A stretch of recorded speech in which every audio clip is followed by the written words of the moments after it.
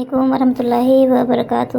کیا آپ بھی 12 ربیع الاول مناتے ہیں؟ اور کیا آپ یہ جانتے ہیں کہ 12 ربیع الاول کی جو ڈیٹ ہے وہ ایگزیکٹلی علماء کا اختلاف ہے اس میں؟ نبی کریم صلی اللہ علیہ وسلم کی ولادت کی جو ایگزیکٹ ڈیٹ ہے یا تاریخ ہے، اس کے بارے میں علماء کے درمیان اختلاف پایا جاتا ہے۔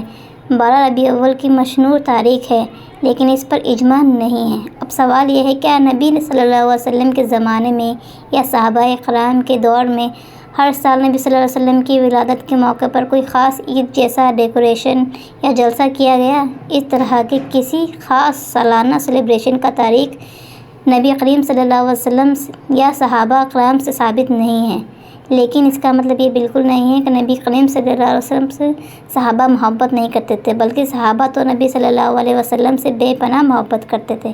وہ نبی کریم صلی اللہ علیہ وسلم کی سنت پر عمل کرتے تھے، آپ صلی اللہ علیہ وسلم پر درود بھیجتے تھے اور آپ صلی اللہ علیہ وسلم کی تعلیمات کو اپنی زندگی کا حصہ بناتے تھے۔ قرآن میں اللہ تعالیٰ فرماتا ہے کہ اللہ اور اس کے فرشتے نبی صلی اللہ علیہ وسلم پر درود بھیجتے ہیں، اور مومنوں کو بھی نبی صلی اللہ علیہ وسلم پر درود و سلام بھیجنے کا حکم دیا گیا۔ اس لیے نبی صلی اللہ علیہ وسلم پر درود بھیجنا آپ صلی اللہ علیہ وسلم کی سنت کو زندہ کرنا ہے، آپ صلی اللہ علیہ وسلم کے اخلاق کو اپنانا ہے، آپ صلی اللہ علیہ وسلم کی تعلیمات پر عمل کرنا ہے۔ یہ سب نبی صلی اللہ علیہ وسلم کی محبت کا بہترین اظہار ہے۔ لیکن 12 ربیع الاول کا مہینہ آتے ہی اکثر لوگ اس مسئلے پر بحث شروع کر دیتے ہیں۔ ہمیں یاد رکھنا چاہیے کہ نبی صلی اللہ علیہ وسلم محبت صرف ایک دن یا ایک مہینے تک محدود نہیں ہے۔ اگر ہم واقعی نبی صلی اللہ علیہ وسلم سے محبت کرتے ہیں تو ہماری نماز، ہمارا اخلاق، ہماری زبان، ہمارا رویہ اور ہماری پوری زندگی سنت کے مطابق ہونی چاہیے۔ اب سوال آتا ہے کہ کیا ہماری زندگی سنت کے مطابق ہے؟ ہم نماز پڑھتے ہیں؟ نہیں۔ ہم دین پر چلنے کی کوئی کوشش کرتے ہیں؟ نہیں۔ ہم دین کو صرف اتنا ہی سمجھتے ہیں کہ ہم 12 ربیع الاول کے سیلیبریشن میں سیلیبریٹ ہو لیں، یا پھر کوئی اور جلسے میں سیلیبریٹ کر لیں، یا 11ویں شریف منا لیں۔ ہمارا دین صرف اتنا ہی رہ گیا ہے۔ اصل دین جسے دین کہا گیا ہے، اکثریت گمراہی ہے۔ قرآن آنے کے بعد، حدیث پہنچنے کے بعد، اس کے بعد بھی اکثریت گمراہ ہے۔ ربیع الاول سیلیبریٹ کرنا کسی صحابہ سے ثابت نہیں، تابعین سے ثابت نہیں، رسول اللہ سے خود ثابت نہیں۔